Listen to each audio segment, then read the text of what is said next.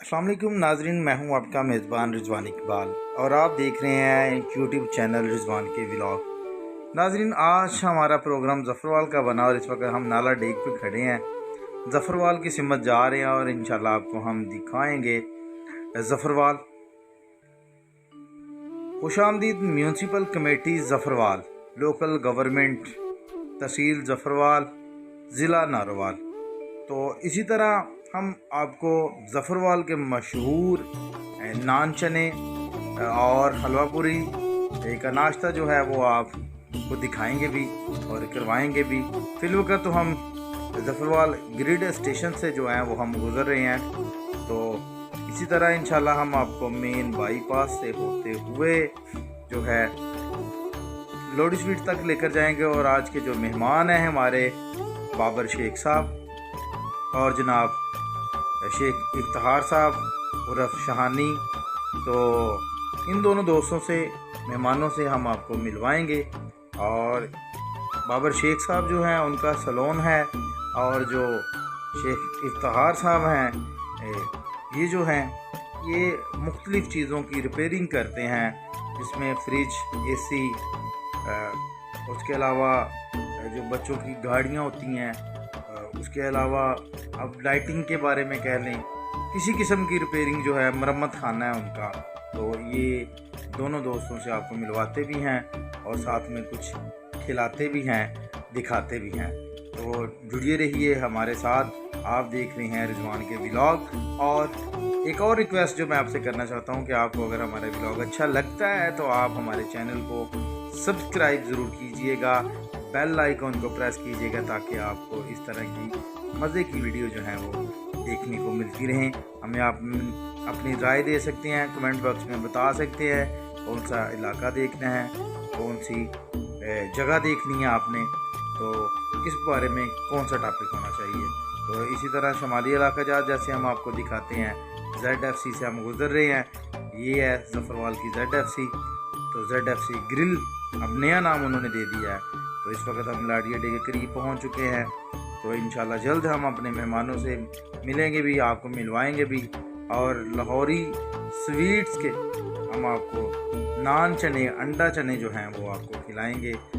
तो ये बड़ी बात है, लाहौर के बाद आप जब नारोवाल ज़िला में आते हैं और फिर तहसील ज़फ़रवाल, तो फिर आप लाहौर का जो टेस्ट है, ये लाहौर का टेस्ट आपको लाहौरी स्वीट से ही मिल सकता है। तो इंशाल्लाह आपको दिखाते हैं, अभी हमारे साथ रहिए।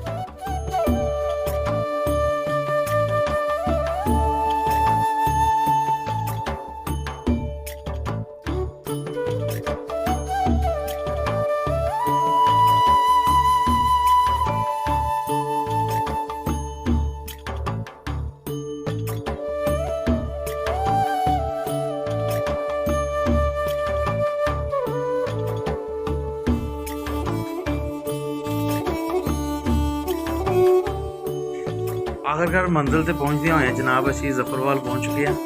तो बाबर सैलून इन्हों वास्ते ही, शेख बाबर वास्ते ही असी जनाब इन्नी हिजरत करके आए हैं। इन्हों मिलना सी ते इन्हों मिलने भी हैं, नाले इन्हों का काम दिखाने हैं। तुहानूं ज़फ़रवाल जाओ, बाबर सैलून से जरूर आओ, ठीक है जी। ये बेहतरीन ग्रूम की तैयारी वास्ते, यानी कि दूल्हे की तैयारी वास्ते तुसीं आ सकते हो। पार्टी मेकअप भी इत्थे करते हैं जनाब। तो तुसीं देख रहे हो जनाब, जदीद टैक्नोलॉजी के मुताबिक जनाब वो मशीन के नाल जनाब वो कटिंग कर रहे हैं। तो गुफ्तगू भी होएगी, मजीद गपशप भी होएगी जी। बाबर साहब के नाल बैठने आ। नाज़रीन वालेकुम अस्सलाम, शेख इफ्तिखार साहब जनाब आ चुके हैं। तो जनाब असी इन्हों बकायदा मिलन नहीं आए जी ज़फ़रवाल ते नाल जनाब शेख बाबर साहब। इंशाल्लाह रात तुहानूं पता देर नाल पहुँचे सन ते असी जनाब डिस्टर्ब नहीं किया इन्होंने दोनों बंदियां नूं। ते बाकी गपशप हुंदी है जनाब, ते तुहाडे नाल मुलाकात भी होएगी मज़ीद। शुक्रिया। हलवा पूरी का नाश्ता जनाब लाहौरी स्वीट का बेहतरीन, ज़फ़रवाल आओ तो हलवा पूरी का नाश्ता बेहतरीन देख सकते हो जनाब नान चने हलवा पूरी दोपहर में तुम समोसे खा सकते हो लाहौरी स्वीट्स एंड बेकर। जनाब देखो तुसी के चने चावल भी खा रहे हैं। ए दोस्त ने जनाब इन्होंने आंडा कोफ्ता तो जनाब चिकन सुबह सुबह आओ तो ताज़ा नान जनाब वाली मौजूद ने इतने देखो जनाब फ्रैश नान। तो शानी बाबा जी बैठे थे ने जनाब नाल शेख बाबर साहब ने इन्हों वास्ते जनाब असी इन्नी दूरों हिजरत करके आए हैं। तो नान चनिया का नाश्ता चूँकि मेरा पसंदीदा है तो लाहौरी स्वीट का भी पसंदीदा है। देख नहीं ना नाश्ता होएगा जनाब जिंदाबाद ताज़ा ताज़ा नान तो जनाब अंडा और चने पसंदीदा मेरे मुँह से पानी आ रहा। तुम भी आओ तो लाहौरी स्वीट तो नाश्ता करके जाओ जनाब।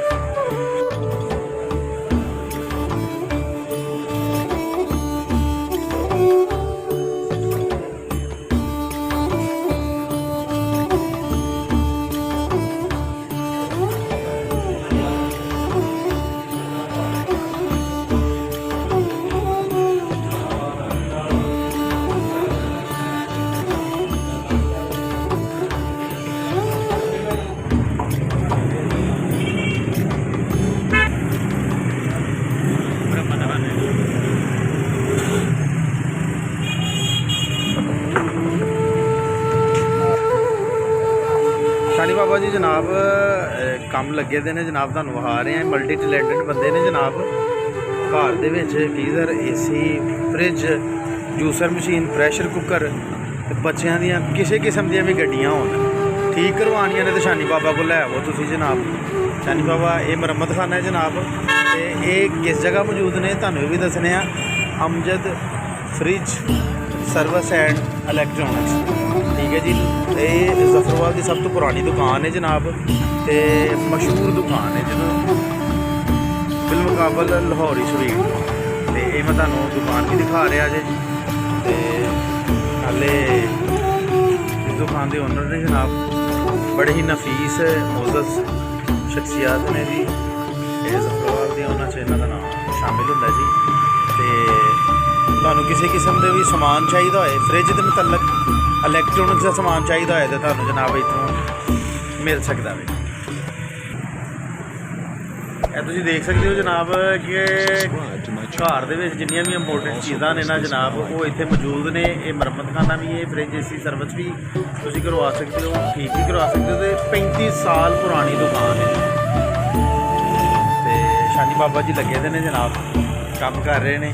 इन्हां दी मुहब्बतां ने इन्हां दी शफकत है जनाब कि असीं इन्हां दे कोल आए हैं तो बड़ा मज़े का इन्होंने जनाब नाश्ता करवाया। शानी बाबा जी जरा इधर देखो तो सही जिंदाबाद मेहरबानी जनाब मेहरबानी शुक्रिया जी।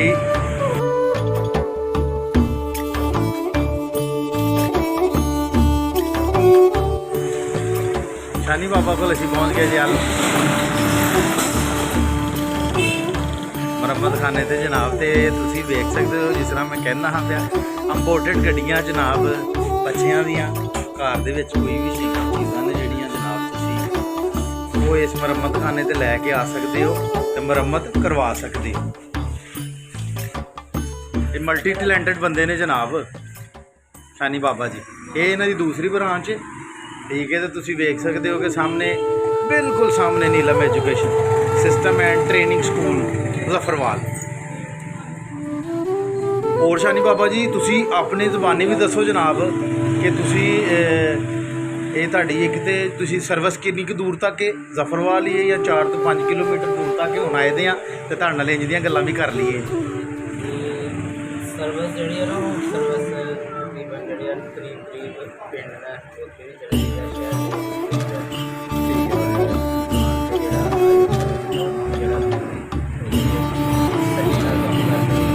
शानी बाबा का कहना है जी कि करीबी पिंड ने जिहड़े साडे विलेज ने उत्थे भी असीं जाके जनाब काम करके आने तो कोई दोस्त है बाप ने जिहड़े जनाब लै आउंदे ने चीज़ां इत्थे ते उन्हां नूं भी ठीक करके देने माशाअल्लाह। वहाँ पे भी देख सकते हो ठीक है।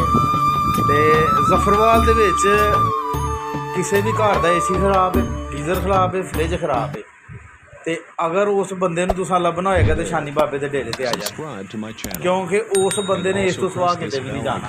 ਤੇ ਜੇ ਆਪ ਤੁਸੀਂ ਕਟਿੰਗ ਦੇ ਮਾਮਲੇ 'ਚ ਗੱਲ ਕਰਦੇ ਪਿਓ ਤੇ ਫਿਰ ਜਨਾਬ ਸ਼ੇਖ ਬਾਬਰ ਸਾਹਿਬ ਨੇ ਜਨਾਬ ਹੈ ਸਾਡੇ, ਤੇ ਇਹਨਾਂ ਦੇ ਕੋਲ ਬਾਬਰ ਸਲੂਨ, ਤੇ ਇਨਸ਼ਾਅੱਲਾ ਇਹਦੇ ਨਾਲ ਹੀ ਅਸੀਂ ਹੁਣ ਇਜਾਜ਼ਤ ਚਾਹਾਂਗੇ।